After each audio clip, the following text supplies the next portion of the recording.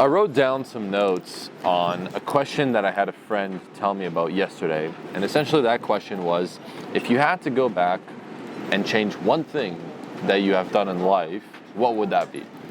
And to be honest, even though this is a part of life, even though the mistake that I made has led me to learn a lot about myself, I'll be honest, I don't really think that I would go back and change those things, because those things, those mistakes have led me to make tons of money, learn tons of lessons and things of that sort. But if I had to remove or change something, I'd say is really learn at a young age how to control my emotions. Let's dive a bit deeper into emotional intelligence, because this is actually something my parents told me about, as well as I believe in firmly. But IQ is not something that you want to look at when it comes to their intelligence.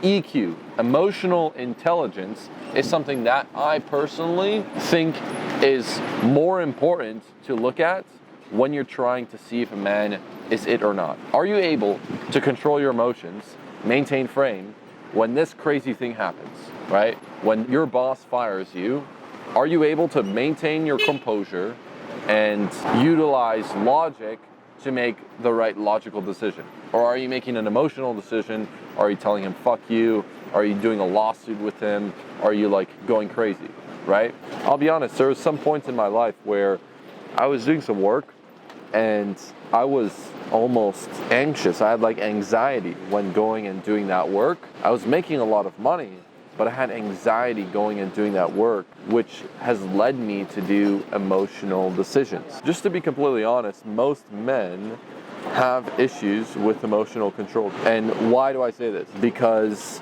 you are new to business. You are also new to life. You're also new to seeing the weird things of life and the weird things that happen throughout life. One thing that I'd say is when the pressure's on, when some shit happens, I wish I would have had some kind of mentor that helped me have the ability to have that control over those emotions. I think that the reason why you make emotional decisions is because you just don't have experience in the game.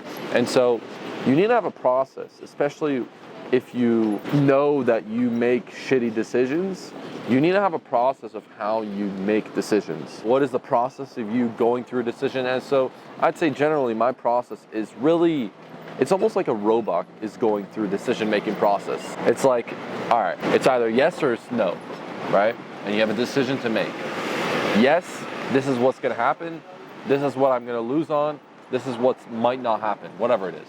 No, these are the data points that will lead me to this potential direction, right? It's all based on data. It's all based on math. And the reason why I say you want to base things on data, base it on math, things of that sort, is because that essentially allows you to step back, puts down your ego, puts down your emotional senses. So if I make this decision, this is what's going to happen. If I make this decision, that's what's going to happen, right? All right, cool. What's the outcome that I would rather want to have? I would rather want to have this outcome. All right, cool. So I'm going to make this specific decision. It's very simple. Those emotional decisions are what has led me to have the financial success that I have right now. And also what has led me to have such a deep understanding of business. Because if you know that you can really cater your decision making, do the right kind of decision making in life, that will take you far, right? If you're a really good decision maker, if you're a really quick, and if you're a really good decision maker, and if you don't allow emotions to mix into your decision making, then that's what's going to allow you to get all the success that you want. So I think that's something that men need to be cognizant about, is remembering that your emotions are there. You might feel some way about some person, but based on the data, what is the best decision to make? What is the ideal decision to make? The ideal decision to make might be this one, right?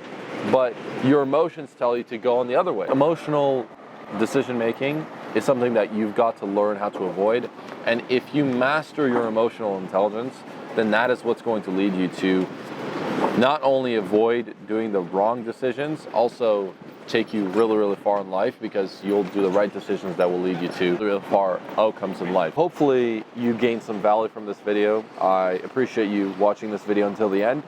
And if you want to hear more about me, make sure to subscribe, I've also got a email newsletter that you can subscribe to down below if you want to hear more of my stories. So yeah, cheers.